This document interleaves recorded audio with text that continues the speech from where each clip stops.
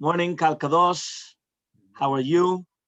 I wanted to share with you a beautiful idea on Pirkei Avot, on Perek Bet, Mishnah Yod and Yod Bet. Before going into the Pirkei Avot, we know that we read Pirkei Avot from Pesach until Shavuot. Every single Shabbat, we are reading ethics of our fathers, learning to do what's called Tikkun Midot, or Avodat Midot. Right? This is our service during Sefirat HaOmer to fix our character traits and our flaws that we have within us. How do we act between us and our companions? What we call interpersonal relationships. Rav Chaim Vital, he actually says in Sharei Kedusha, the Midot Tovot, good attributes, are the Yesod V'Shoresh. They are the foundation and the roots of all the Tariag mitzvot, of all the 613 mitzvot. And therefore, the midot are not part of the 613 mitzvot, because even though they are a preparation to it, we don't need to write it. The Rambam says, don't say that there's only teshuvah from Averot, that they have an action, but from the midot, no. It's the opposite. The avonot hakashot are from the actual midot.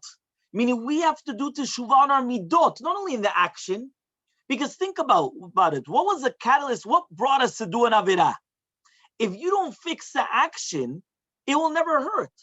Imagine right now a person comes and every single time he eats lactose, they eat what's called chalavi, they eat milky, what happens is they get a headache. So what do? Or they get stomach problems. So what do? They're going to come, and every single time they eat the milk, what are they going to do? They're going to take a pill. And then the pill will calm down the headache, will calm down the thing. If they always continue eating the lactose, they never really solve the problem. They solve that hopefully they won't get a headache every single time, because every single time it's. But one second, if you just cut down on the cheese or you do something beforehand, so then all of a sudden what's going to happen is you won't have that problem afterwards. So if we're doing teshuvah sometimes on an action, right, doesn't always help if you don't get rid of the cause and effect of the action, which is what? Which is the midot. And therefore they say that it's one of the ikarim.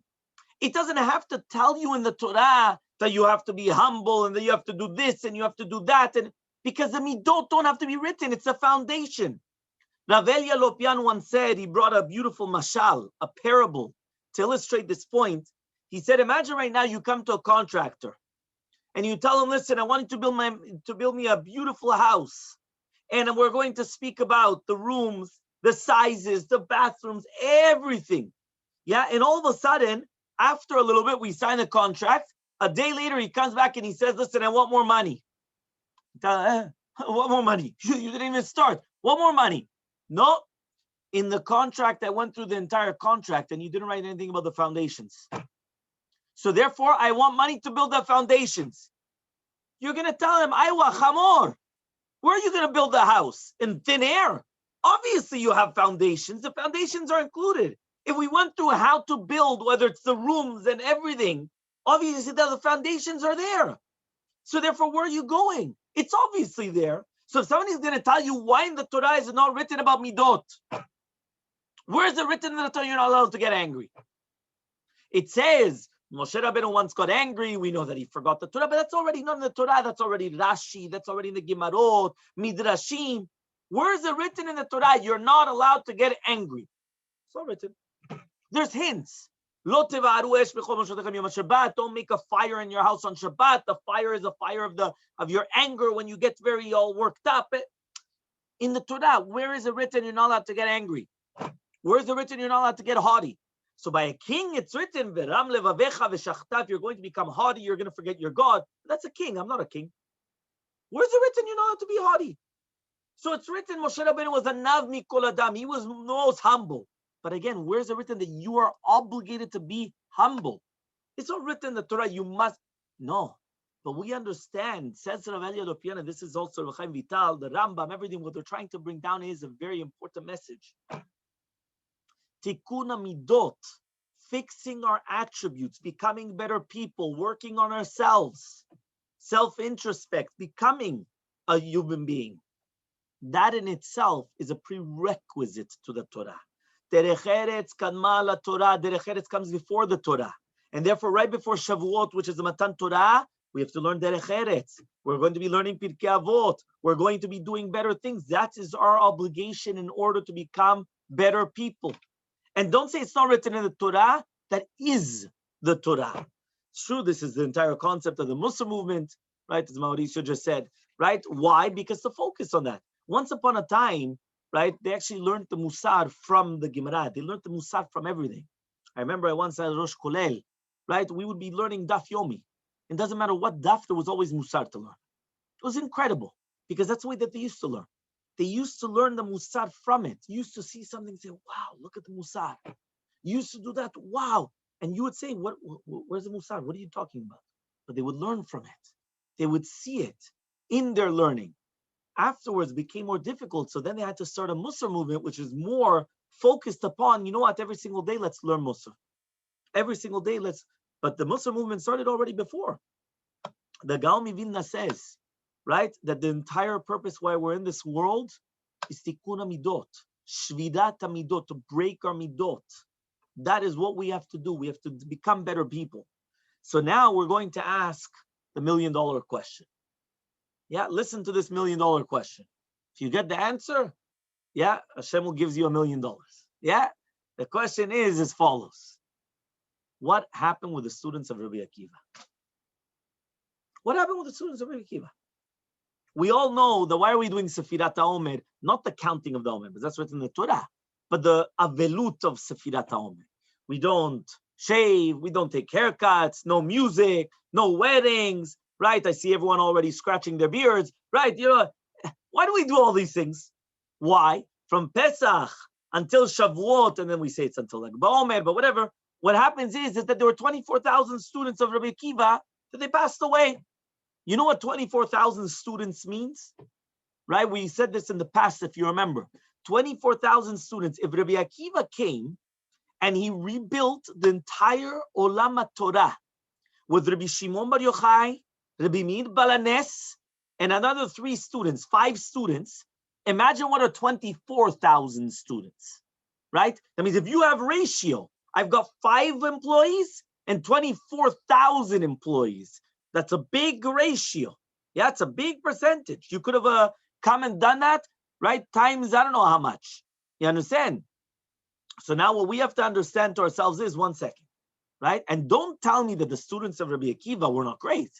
Because I just mentioned to you 2 of the students of the remaining, meaning like the new 5 students. Rabbi Meir Balanes, Rabbi Shimon Bar Yochai. We know who they were. So imagine what were the 24,000. Imagine if in 5 you had 2 of those great ones and another 3 great ones. Imagine how many great students you had in 24,000 students. So what happened? And the Gemara says, "Shelo na'agu kavod ze bazeh." They didn't give kavod to each other. What's going on? And Rabbi Akiva, that his entire motto in life was "V'afta l'reacha kamocha." You have to love yourself like your friend, right? You have to love your friend like yourself. How do we understand this? $1 million question. Yeah? Think about it. So to answer this $1 million question of how could it be that the students of Rabbi Akiva, that they didn't have kavod to each other, and therefore 24,000 students died.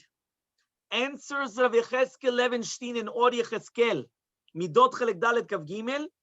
He says, Talmidei, the students of Rabbi Akiva worked their entire lifetime on running away from kavod, running away from honor, from respect. Their entire lives they were running away from it. And they knew of what a danger it was.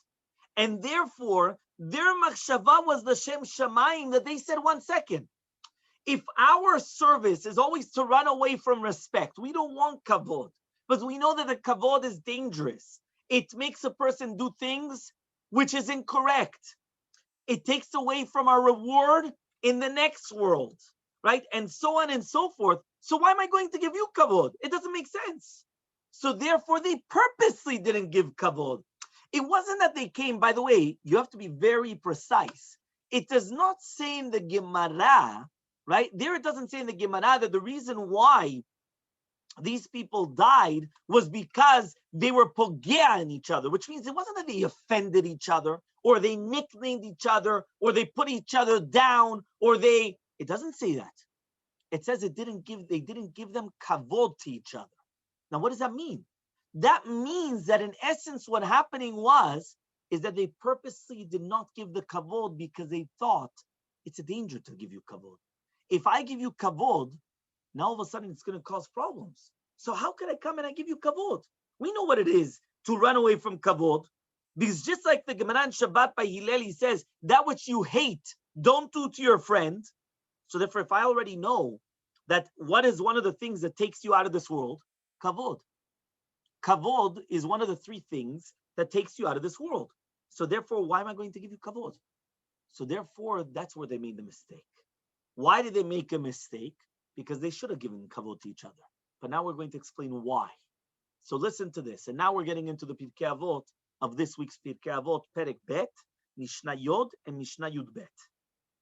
Mishnah Yod says, Rabbi Eliezer says, Yehi Kavod Chavercha, Chaviv Alecha Keshelach. The kavod of your friend should be as precious to you as your own kavod. The Mishnah Yud Bet says, Rabbi Yosef Omer, Yehi Mamon Chavercha, Chaviv Alecha Keshelach. The money of your friend should be precious to you as your own money. So now we have a question. 1 second. How many places throughout, whether it's Pirkei Avot, Musar, Gemara, and everywhere else, how many times does it speak about not being haughty? You know how many times? It says, Me'od me'od ve'shval ruach, right? The Tana Avot screams in chapter 4, Mishnah Gimel. You have to be very, very, very, very, very humble. We mentioned Moshe Rabbeinu before, that he was very humble. So therefore, what does that mean all of a sudden? We're picking up kavod. The kavod that you give to your friend should be like your own kavod. 1 second, I thought that you're not supposed to have kavod. I thought that you should be humble, not haughty, right? Because Mauricio just answered about the haughtiness. That's what caused all the problems.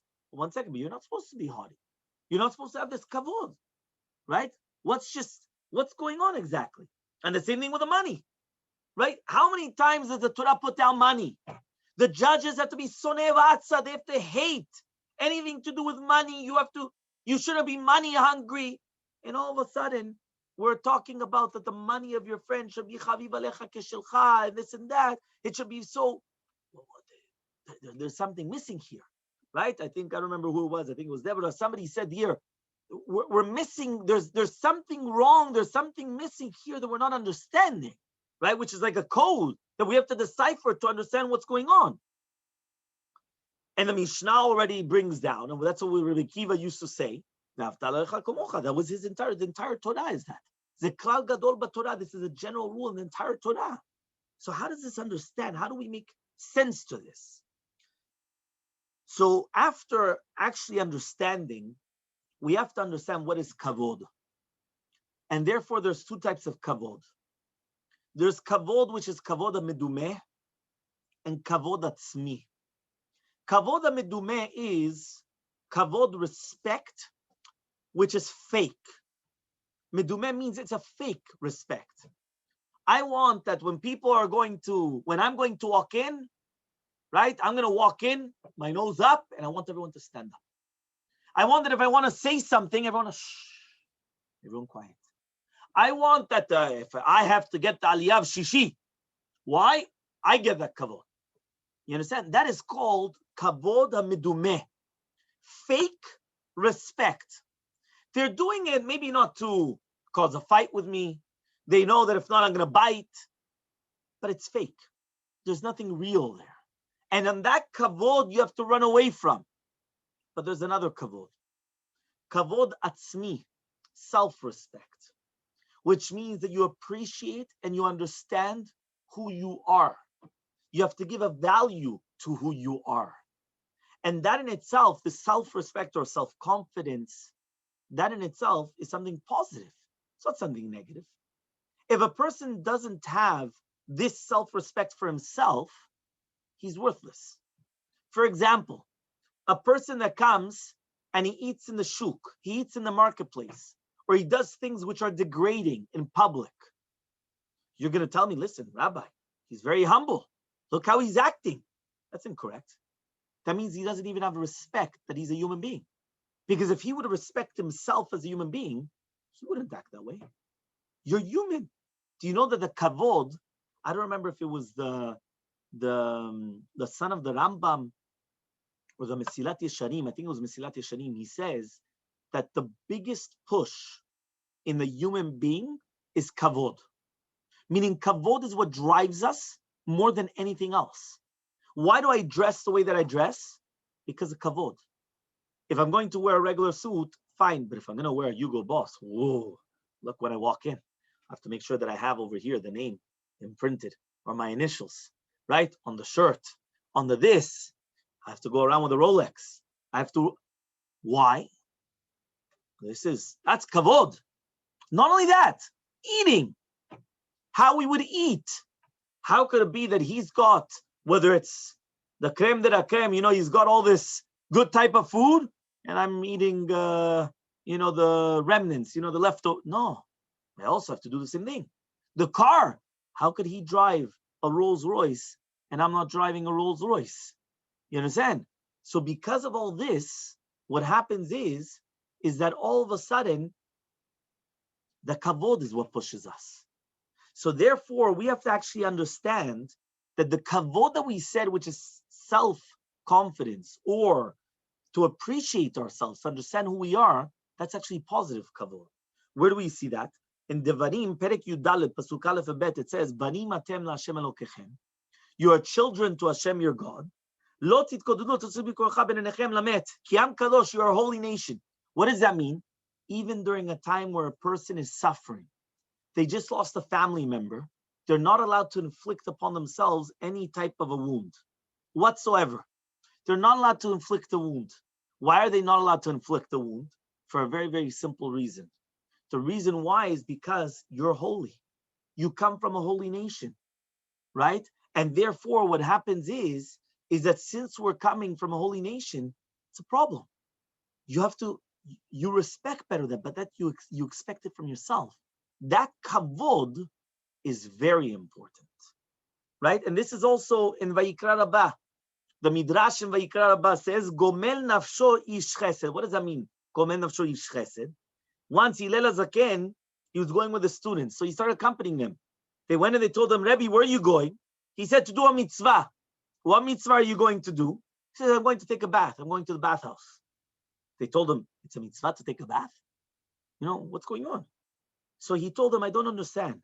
He said, look at all these sculptures that the king makes in his image, right? The one that's in charge of them, every single time he comes, he cleans it, he makes sure it's nice. So he says, 1 second. So, and it's growing up with everything else. So he says, we are that. We are the Tzelem Elokim. Just like a sculpture that you have of the king, he's going to hire someone to come and make sure that it's cleaned every day and that it's nice. Our body, we are Tzelem Elokim. We come from Hashem. Hashem made us our image. We have to do the same thing. For sure, it's a mitzvah. It's a mitzvah to take a bath. It's a mitzvah to make sure that we are properly dressed, groomed. So he comes and he says, right, that is the way that we're supposed to look at ourselves. We are Tzelem Elokim. Now, what about the money? Yehi chavod mamoncha chaviv elecha keshelach.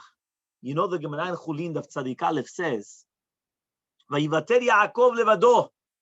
Yaakov Avinu, he stayed by himself. Why did he go back? He went back for small jugs. What? He was so cheap. Why? He couldn't go buy himself a few jugs. He has to put himself in danger. The ministering angel comes, attacks it. Aywa, a few jugs. Nowadays, we're a disposable generation. Everything's disposable, right? Even once upon a time, diapers, nappies, they weren't disposable. You used to come, you used to wash it, use it again. Nowadays, everything's thrown out, right? You throw out the plates and the cutlery and the this and the that, and everything's disposable. The more things that they make disposable, the better, right? The shoes, the poncho, everything's disposable, right? In a in a little bit of time, they're going to make everyone disposable. Even human beings are going to become disposable, right? Yeah, so what's going to happen now? So what happens now is what's going on with Yaakov Avinu? Why is he going back for small jugs? But rather, the Gemara there says very simple. He says, you know why? He says because for Yaakov Avinu, since he was so precious for money, that he never wanted to steal. He knew that HaKadosh Baruch Hu gave him this money. Why is he going to now throw it away? So therefore, for him, he looked at it as, if Hashem gave it to me, I have to appreciate it. Because if not, chas v'shalom, I'm going to have to what? I'm going to have a desire to go steal. And the Gemara in Sanhedrin says, do you know, Chaviv alecha din pruta kedin mea mana. Do you know that for a human being, for us, many times we think that there's no difference. There's only differences if it's big amounts, large amounts. For HaKadosh Baruch Hu, judgment, even of a bedin, of 1 pruta and 100 mana is the same thing. It's a money business thing. It's not because of amounts. It's because of that it's money. There's an argument between two different people. Who's right and who's wrong? But not because of big, huge amounts. The amounts don't have to make a difference. Money is money. Is it rightfully yours or not rightfully yours? And that's why a person has to actually be very, very careful. Imagine right now if Queen Elizabeth II, right? She's in Avelut now. Yeah, but right now, imagine she's going to come and she's going to give you 1 lira sterling, right? Imagine she's going to, instead of a coin, it's going to be a pound. But it's going to be a dollar bill, right? A pound. She's going to give it to you. Or Mr. Dweck here is going to give you 100 pounds. What do you prefer? 1 lira sterling from the Queen herself? Or 100 lira sterlings from Mr. Dweck? No? Mr. Dweck, what do you say? The 1 pound from the Queen? Yeah? No, you want the 100 pounds? Yeah. You want the 100 pounds? Yeah, the 1 pound from the Queen will always be 1 pound. You're not loyal. You forfeited your Queen. I was going to mention that. That's where it comes from. Because that 1 lira sterling from her means that for you it's more shaveh, because it's not the value of the dollar or the lira, it's who gave it to you. Because for us, HaKadosh Baruch Hu was the one that gave us $1. So what's the difference between $1 that HaKadosh Baruch Hu gives us or $1,000 that HaKadosh Baruch Hu gives it to us? For us, it's the exact same value. Hashem gave us money. That's what he gave us. It's exact same. You understand? So now we understand also what it means that also to do with our body. Because before we were talking about respect. After the respect, so we made a difference between kavod, which is fake, which you're not supposed to have, and the kavod of the self-respect or self-confidence that you are supposed to have. Then we spoke about the money. That the money, a person with money, even though you're supposed to hate money, but you have to respect the money in the fact that Hashem is the one that gave you the money. And therefore money is important in the fact that Hashem is the one that's giving it to you. The third one is to do with the body. That's also. HaKadosh Baruch Hu gave us the body. We have to respect the body because we are guests in our body. Our body was loaned to us, and therefore we're not allowed to afflict wounds on our body. We cannot destroy our body. And that's why there's many halachot. A person cannot just do whatever he wants with his body. He's not allowed to inflict wounds or to do certain things. So that's why it's so important just to have this in mind, obviously. Okay, so that's very, very important. Fine. Now it comes out as follows. Yeah, now we have, right, the following. Now we're going to ask what happened exactly with the Pirkei Avot, and then we're going to go back to what happened with the students of Rabbi Akiva. So now we're going to ask, okay, so if Bnei Yisrael or Bnei Melachim, which means that we are Tzelem Elokim, we come from Hashem, HaKadosh Baruch Hu was, so now we understand when it says, Yi Kavodcha and the Mammon Kishelcha, right? Now what exactly does this mean? Because at the end of the day, everything comes from HaKadosh Baruch Hu. Everything has to have the same type of a feelings, but so then why does it have to mention it? And the reason why is because many times we live with contradictions. What does that mean? Many times I could come and I could tell you, right? I could come and I could tell you, listen, you have to have a certain type of a respect. Okay? This is what you're going to have. But mitzad sheni, right? 1 second. So basically what happens is that sometimes we live with contradiction because sometimes it happens that, for example, with my money, maybe I'm going to be very careful. But with somebody else's money, I'm going to be very large. Or the other way around. And it's going to be like that. So what happens is that that's why we have to be, and that's why the Mishnah says it, your money of your friend should be like your own money. The respect that you want for yourself should be like yourself. But now we're going to come and we're going to say something incredible. And listen to this. Says the Or Yecheskel, he brings down Rav Yitzchak Blazer. Rav Yitzchak Blazer, he was a student of Rav Yisroel Salanter, the author, right, the start of the Muslim movement. And listen to how incredible this is, okay? Because this is very, very deep, but this is part of our neshamot. This is what we have to work on, okay? And he says like this, Hayoten nifla, the more of everything that we have that to do with all the midot that a human being has, anything to do with himself, Rav Yisroel Salanter perfected himself, but he did the exact opposite to do with other people, right? What does that mean? That means that there are only certain people that they're able to do that. They're able to see with such a perfect vision that they're able to separate. Usually we make the mistake in that, which means, for example, let's say I'm a very, very healthy person. I like everything organic. I like everything, no soda, no Coke, no this, no that. Everything is health. So what happens? If I'm going to invite you to my house, what am I going to give you? The same grass and everything that I eat. Yeah, that's what usually happens. And if I'm going to give you no, you can't give him that. But he likes a beer. No, don't give. It's not healthy. Give him grass. Give him water. You understand? That's it. Why? Because usually whatever I apply to myself, I apply to you, and sometimes even worse. Because sometimes for myself, I could I deserve it. But for them, it's okay. You understand? That's what sometimes we do. Here, Rav Yisroel Salanter, he did the exact opposite.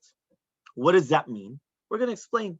He says there's a Gemara in Ketubot of Samach Zayin Amud Aleph. Mor Ukva, there were Aniyim, right? That he used to come and he used to give him money. It once happened, he sent his son. And he went and he told his son, here, give this money to this poor person. The son comes back and he says, no, he doesn't need it. So he asked him, why doesn't this poor person need the money? He said, it's very, very simple. You know why? He said, I got to his house and he was pouring wine on the floor, which was something of very good, so that way they had a good smell. Remember that they had dirt floor. So they would pour water or wine on the floor. That way the dust would not come up. But if he's pouring wine, it means that he's got money, because the wine is expensive. So he said, he doesn't need it. So Mor Ukva came and he said, that's what he needs. Give him double. The son was like, what? What's going on here? Give him double. What's going on?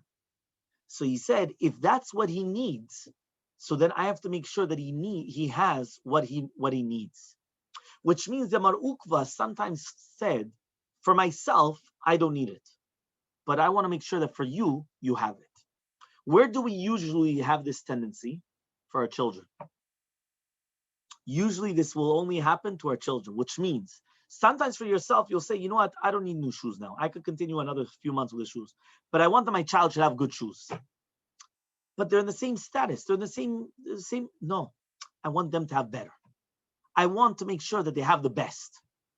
But that's the approach of what Rav Yisroel Salanter was trying to teach us, with everything to do with Musar. Rav Yitzchak Blazer says, right? He comes and he says, Rav Yisroel Salanter was teaching us a klal gadol midot, an incredible general rule in midot. The majority of the midot tovot are for ourselves. But to do with our friends, we have to flip it. It's the exact opposite.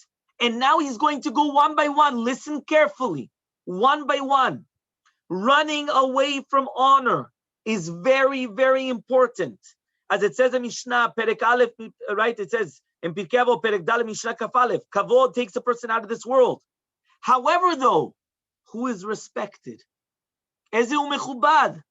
Hamchabed et haberiyot. If you're going to respect other people. Who is a true person that's respected if you respect other people? But one second, I thought you just told me 5 minutes ago you're supposed to run away from kavod. No, but for other people, you're supposed to give them kavod. And that's why you're supposed to do it. And that's why he was so careful in this, that even if for himself, he would run away from it. For other people, we would do it. Do you know that Rav Yisroel Salanter, he used to run away from kavod. But on Simchat Torah, the Bnei Yeshiva of Slobodka, they used to come, they used to pick him up, they used to dance with him. And they once asked him, what's going on? What? You're not supposed to be an anav. You're supposed to be humble. Why are you letting everybody come? They're dancing around you. They're making you like the king. What's going on? So you know what he answered? He answered the anava, humbleness, is a mitzvah which is on me. They see me like a student of Rav Yisroel Salanter, one of the elders of the generation. And for them, they're doing a mitzvah. I have no permission to take away their mitzvah. And I have a general rule that I learned from Rav Yisroel Salanter. En lifnei iver b'midot. There's no lifnei iver midot. And I'll explain. I cannot cause you a stumbling block. If you're a Nazir, you're a person that you refrain from wine, I cannot give you a cup of wine. What am I doing? If I know that you're a chain smoker and you're quitting, are you crazy to come and give the guy a cigarette? Or if you know a guy is clean from drugs and alcohol, you're going to come and you're going to, what are you doing? Lifnei iver.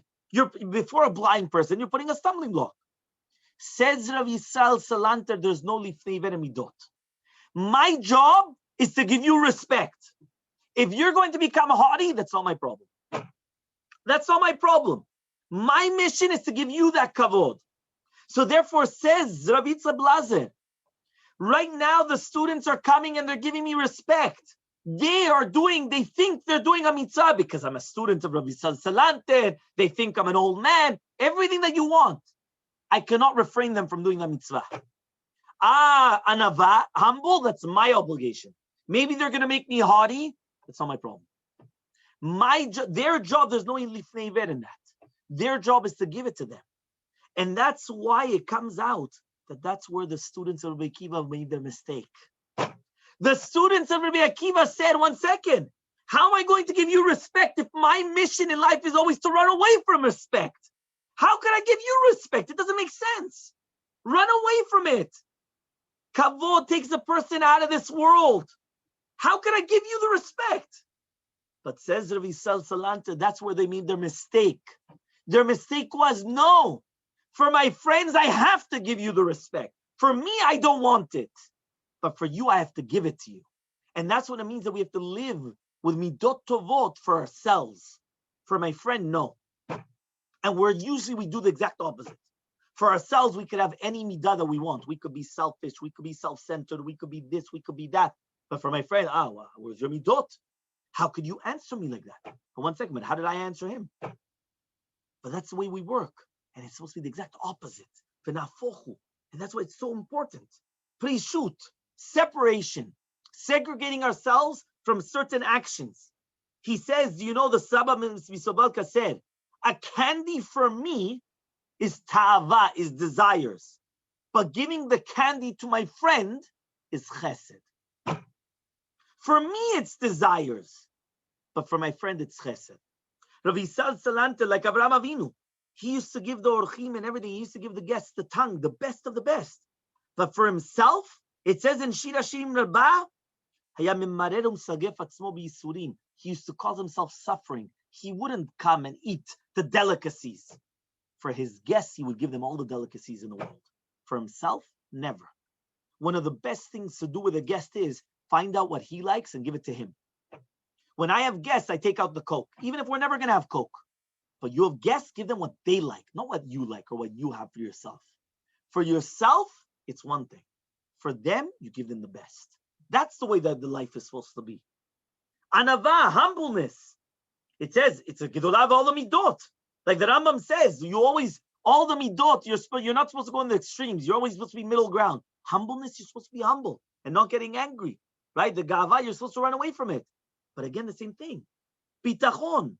Right? For you, if you have pat salo, if you have bread in your basket and you're right now coming and you're worrying about bread, what are you worrying about bread for? But to do with your friend, make sure that he has for today and for tomorrow. Make sure that he has it for today and for tomorrow. Right? This is brought down as well. Make sure that you has everything. Shalom Bayit.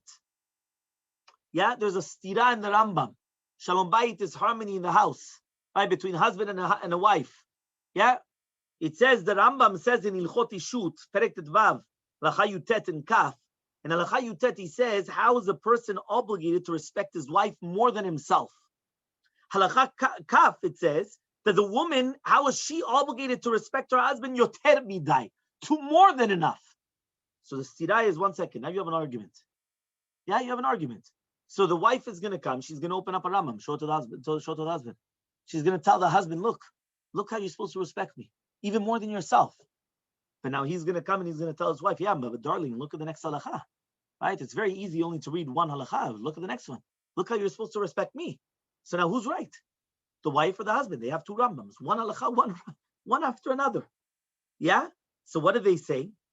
It's very, very simple. It's not a stira, it's not a contradiction. I'm not supposed to show you what you're supposed to do to me. I have to show myself what I'm obligated to you. And you have to do the same way, vice versa.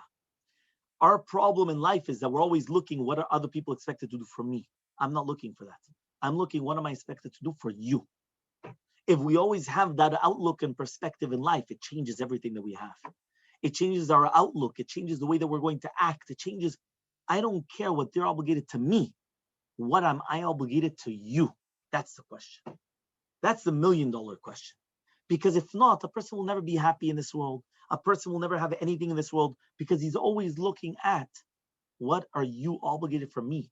You owe me. No, nobody owes you anything. What am I obligated towards the next one? Not the other way around.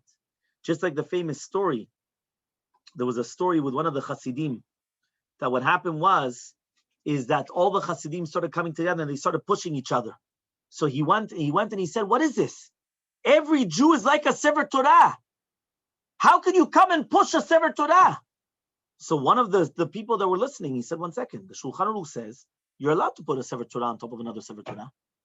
Meaning I could put a Chumash on top of another Chumash. So if we're all Sefarim and we're all Sifrei Torah, so fine, so I'm pushing him, I'm trying to get to the Rebbe, I'm trying to get to the big rabbi. So I'm pushing him, we're all allowed to do that. The Rebbe rebuked him and he said, no, every Jew is obligated to see his friend like the Sefer Torah, not himself. Meaning, how can you come and push your friend? He's a Sefer Torah. You're not supposed to look at yourself like the Sefer Torah. He is a Sefer Torah. And that's what we have to always get accustomed to. And that's what the money, there was a maaseh with the rabbis, right? That they went and they wanted to get a person to give, right? To give tzedakah. So they went and they wanted to start giving in different things. At the end, they went and he gave them a big amount. So they went and they said, well, why? He says, no, very simple. He says, anything to do with myself and my wife, I give them this amount of money. To do with tzedakah, I'm going to give them much more. Because again, for ourselves, we could do istapkut b'muat, which means we should be happy with what our house. We don't need any of the luxuries and we don't need all those things. But to do with giving tzedakah, to do with something else, the world's the limit. Everything. And that's the way that it should be. Nowadays, sometimes it's the opposite. People live a lavish lifestyle, and then to themselves, right, to other people, they come and they're stealing from other people even. You understand? Right? They come and they steal, and they do other things as well. Other people's money, we have to be even more strict on other people's money than with our own money. And we have to be large, right, towards other people. But to ourselves, no, we don't. Chesed, right? The chesed is always have to be with the other people. He says over here, Moshe Rabbeinu, right? He wanted to give an etzat tovah, right? And he went and he saved the daughters of Yitro. So he comes and he says everything came from, but what happened? He went and he asked his father-in-law permission, right? Why? He went and he owed me. But I just saved his daughters. Imagine, Moshe Rabbeinu could come and say, I have to ask Yitro permission to leave. I just saved his daughters. But no, he also helped me out. I'm not looking at what he owes me. I have to look what I owe him. And I'm going to ask him for permission to leave Midian to go to Mitzrayim. And that's the way that we're all supposed to always work. And this is the concept, right, of the essence of mitzvot. Rabbi Akiva was teaching us, Ve'avta l'reacha kamocha. What does it mean, Ve'avta l'reacha kamocha? You have to love your friend like yourself. Very important. Okay, and this shiur, I'm going to just make a very, very quick summary. We asked ourselves, and we started with the $1 million question. How do we understand that the students of Rabbi Akiva, that they went and they made such an error? 24,000 students died. So at the beginning when we asked, some people said it was haughtiness, other people, but remember, they didn't insult each other. They didn't fight with each other. They just didn't give respect to each other. And we said, but it doesn't make sense. What does that mean? So we brought down two Mishnayot in this week's Perek that we're going to read on Shabbat, chapter 2. Right? Mishnayot and Mishnayubet, that the respect that you have for your friend should be like yourself, and the money of your friend should be like your own money, which means it should be important. So what's going on then? How did they not give respect to each other? So we answered with the Or Yecheskel, that basically he said is that they were their entire lives running away from Kavod. And since they were running away from respect, what happened was they thought that how am I going to give respect to my friend? If our entire life mission is to run away from Kavod, I'm not going to give it to you. If I know that it's bad for you, a certain type of a sugar, a certain type of a food, so why in the world would I put it in front of you? It just doesn't make sense. But we learned from the holy words of Rabbi Yisroel Salanter, the incredible words of Rabbi Yisroel Salanter, Middot, and that's why he was the one in charge of the Muslim movement. Because he went deep into the human being to understand how does the human being work and what we're supposed to do for ourselves. The majority of us, we live with contradictions. For ourselves, right, we come and we do certain actions, and we're really supposed to do it to our friends, and for ourselves, we're not supposed to be that way. So first we went and we explained that everything in life has positive and negative. Whether it's kavod, there's the positive kavod, which is self-confidence, self-respect, and the negative kavod, the fake kavod, the one that you expect, that I want to have a certain privilege, I want to have a certain respect that they give me. But the respect that we have from ourselves is also very important, and that's actually very positive. Money in essence sometimes could be the worst thing in the world, but sometimes it's the best thing in the world. HaKadosh Baruch Hu was the one that gave us that dollar, just like we wanted the dollar of the pound of the Queen of England, right, and everything else, because it's important to us, right? The dollar of the Rebbe, it was very important to a lot of people. They keep the dollar, but it's a $1. In value, it's nothing, but it's who's the one that's giving it to you, and that's what makes it so important. And the same thing is to do with every single midah. So therefore, Rav Yisroel Salanter said that for us, we have to live with ourselves with a certain attribute or a certain perspective, but to our friends, the exact opposite. So for ourselves, we could live one certain way. Whether it's with anava, we have to be very humble, but give all the respect to other people. There's no lifnei ved. You don't have to be worried about his haughtiness. If he's going to become haughty, that's not your problem. Your obligation is to give him the respect. Who is respect? Somebody who gives respect to others. Who's the one? Chesed. Give the chesed to other people. For you, it could be that you don't need this lavish or luxury or whatever it is that you need, but give it to other people. Make them feel good for everything. And that is our mission in life. Our mission in life is to realize that everything that we're supposed to be doing, we have to respect other people, to give them that kavod. And even if for ourselves, it's not good, but we have to look at what our obligation is towards others. Never look at towards the other obligations towards us. If we would live that lifestyle, so then everything in our perspective, in the way that we look at things in life, would actually completely change.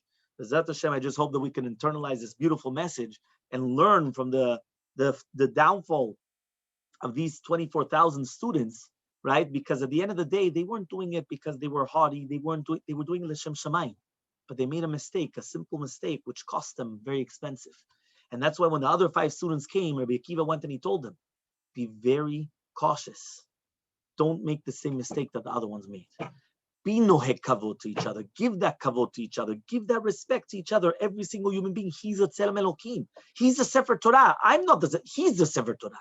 Look at them for them, not for ourselves. If we only would actually apply that, things would actually look very different around us. B'ezrat Hashem, I just hope that there should be, right, in order to internalize for ourselves in the musar that we have, B'ezrat Hashem for ourselves.